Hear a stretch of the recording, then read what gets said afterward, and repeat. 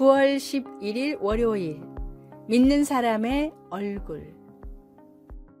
세계에서 장사를 가장 잘한다고 알려진 유대인들은 자녀들이 어렸을 때부터 다음과 같은 속담을 가르칩니다. 웃지 않으려면 가게 문을 열지 마라. 손님을 보고 미소를 짓는 것이 장사의 기본이며, 손님이 웃도록 기분 좋게 웃어야 물건이 많이 팔린다는 것을 유대인들은 오랜 장사 수완을 통해 깨달았습니다. 서비스 교육의 기본 중에도 다음과 같은 말이 있습니다. 얼굴과 낙하산은 펴져야 산다는 공통점이 있다. 미소는 서비스에서만이 아니라 사람을 대하는 데 가장 중요한 행동입니다. 심리학자들에 따르면 행동에는 전염성이 있기 때문에 먼저 웃는 사람을 따라 웃게 되고, 누군가 하품을 하면 곧 연이어 하품을 하게 된다고 합니다. 상대방을 먼저 웃게 하고 마음을 열게 하는 최고의 방법은 내가 먼저 마음을 열고 환한 미소를 보내는 것입니다.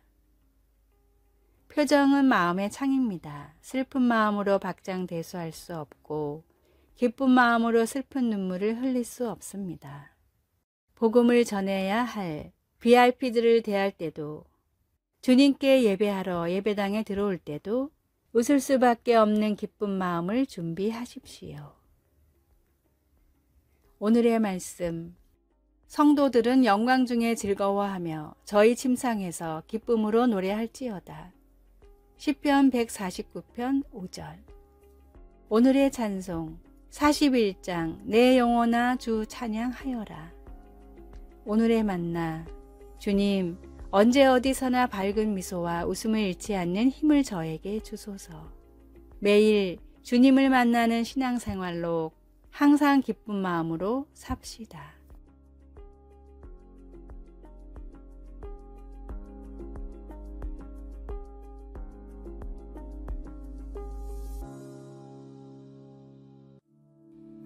(9월 12일) 화요일. 탈락 위기의 노인. 탈락 위기의 노인이라는 관용구는 1970년 5월 한 뉴스 기사에서 처음 사용되었습니다.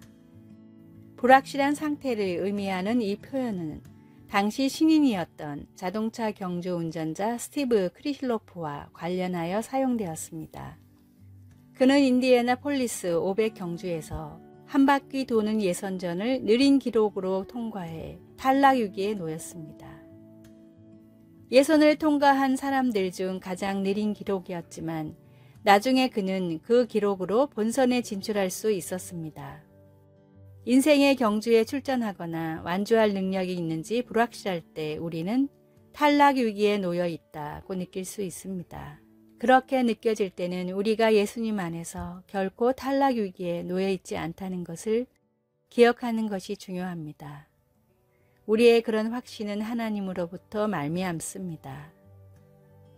하나님은 예수님을 모퉁이돌로 택하여 그 위에 우리 삶을 세우시고, 우리를 성령 충만한 산돌로 택하여 하나님의 창조 목적에 합당한 사람이 될 수 있게 하셨습니다. 그리스도 안에서 그분께 소망을 두고 따르면 우리의 미래는 안전합니다. 왜냐하면 우리는 택하신 족속이요 왕같은 제사장들이요 거룩한 나라요 그의 소유가 된 백성이니, 이는 우리를 어두운 데서 불러내어 그의 기이한 빛에 들어가게 하신 이에 아름다운 덕을 선포하게 하려 하심이기 때문입니다. 예수님이 보실 때 우리는 탈락 위기에 놓여 있지 않습니다. 우리는 귀하고 사랑받는 존재입니다. 말씀. 너희는 택하신 족속이여 왕같은 제사장들이여 거룩한 나라요 그의 소유가 된 백성이니, 이는 너희를 어두운 데서 불러내어 그의 기이한 빛에 들어가게 하시니에 아름다운 덕을 선포하게 하려 하심이라. 베드로전서 2장 9절. 찬송 370장 주 안에 있는 나에게. 기도. 아버지 하나님, 낙심하여 하나님의 자녀라는 저의 본래 모습이 흐려질 때마다 저를 깨우쳐 하나님께만 소망과 확신을 두게 하소서. 아멘.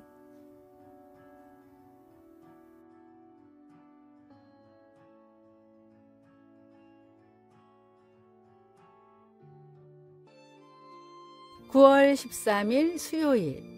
올라가야 보이는 것. 어려서부터 등산을 자주 해 산을 매우 잘 아는 청년이 있었습니다. 하루는 이 청년이 다른 지역의 아주 유명한 산에 올랐는데 생각보다 험한 산세에 그만 길을 잃었습니다. 산에서 길을 잃었다가는 죽을 수도 있다는 사실을 잘 알았던 청년은 매우 당황했습니다. 어떻게든 길을 찾으려고 산을 내려가던 청년은 사람의 흔적이 있는 오두막을 발견했습니다. 그곳에서 살던 노인은 청년을 하룻밤 묵게 해주었고 다음날 무사히 산을 내려갈 수 있도록 안내까지 해줬습니다. 헤어지기 전 감사의 인사를 전하는 청년에게 노인은 조언했습니다. 혹시 다음에도 산에서 길을 잃는다면 그때는 밑으로 내려가지 말고 위로 올라가세요.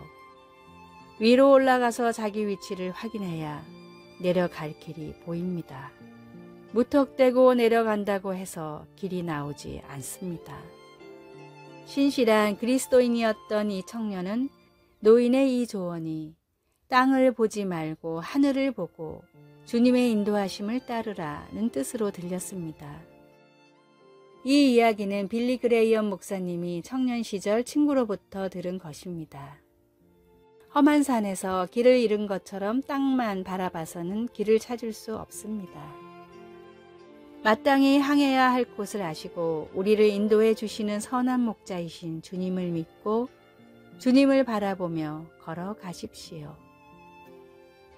오늘의 말씀, 태초부터 있는 생명의 말씀에 관하여는 우리가 들은 바요, 눈으로 본 바요, 주목하고 우리 손으로 만진 바라. 요한일서 1장 1절. 오늘의 찬송 446장 주 음성 외에는 오늘의 만나 어디서나 주님을 바라보며 주님의 인도하심을 따라 걷게 하소서. 오직 선한 목자이신 주님이 인도하신 바른 길을 찾기 위해 노력합시다.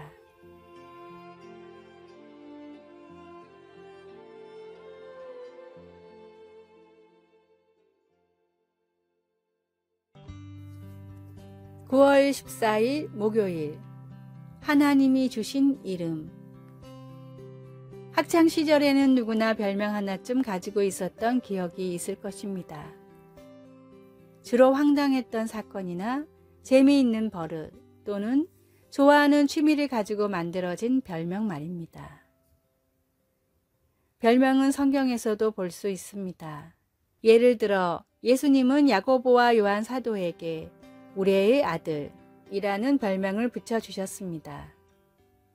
성경에서 누군가 스스로 별명을 붙이는 것은 흔치 않은 일인데 나옴이라는 여인은 남편과 두 아들이 죽었기 때문에 사람들에게 괴로움이란 뜻의 마라로 자신을 불러달라고 했습니다.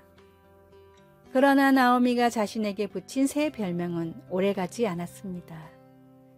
가족을 잃은 엄청난 충격이 그녀의 인생의 끝이 아니었기 때문입니다.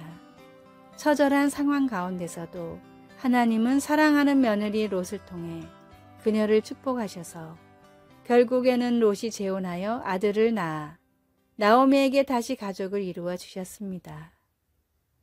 우리가 경험한 어려움이나 저지른 실수 때문에 자신에게 실패자, 사랑받지 못할 자와 같은 쓰라린 별명을 붙이고 싶은 마음이 들 때도 있겠지만 그런 별명들이 우리의 삶의 끝은 아닙니다. 우리는 그런 꼬리표들을 하나님께서 우리 각자에게 붙여주신 사랑한 자라는 이름으로 바꾸고 아무리 힘들 때라도 하나님의 공급하시는 손길을 찾을 수 있습니다. 말씀.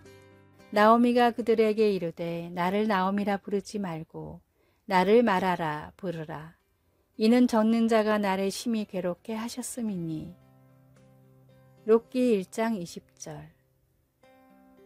찬송 366장 어두운 내 눈 밝히사. 기도. 하늘에 계신 아버지, 제 삶의 환경이나 경험에 의해 제가 정해지는 것이 아님을 감사합니다. 저를 하나님의 자녀라고 불러주시니 감사합니다. 아멘.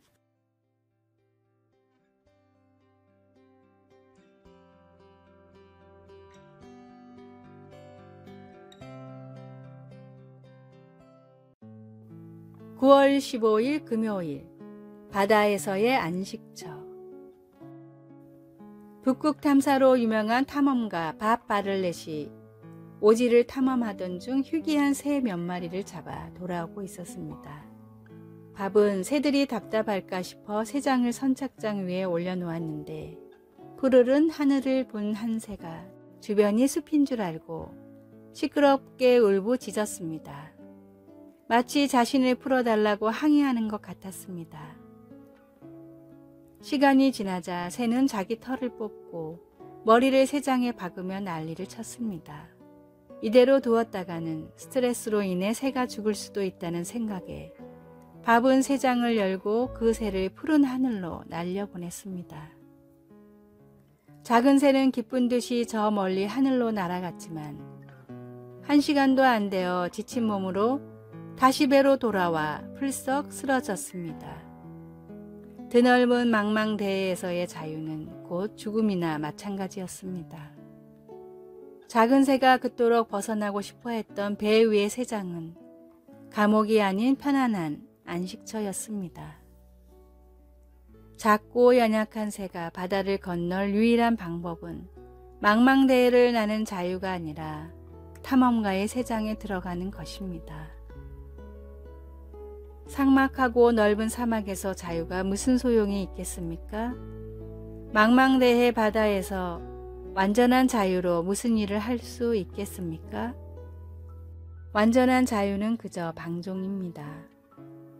인생이란 망망대해를 무사히 지나 영원한 천국으로 가는 유일한 방법은 주님이 예비하신 구원의 배에 탑승하는 것뿐입니다. 주님이 운행하시는 구원의 배를 결코 떠나지 마십시오. 오늘의 말씀. 내가 주의 법도를 구하였사오니 자유롭게 행보할 것이 오며. 시편 119편 45절. 오늘의 찬송. 102장 영원한 문화 열려라. 오늘의 만나. 인생이란 망망대해를 주님의 은혜로 무사히 건널 수 있게 도와주소서. 주님의 품 안에서 느끼는 자유가 곧 안식처이자 구원임을 깨달읍시다.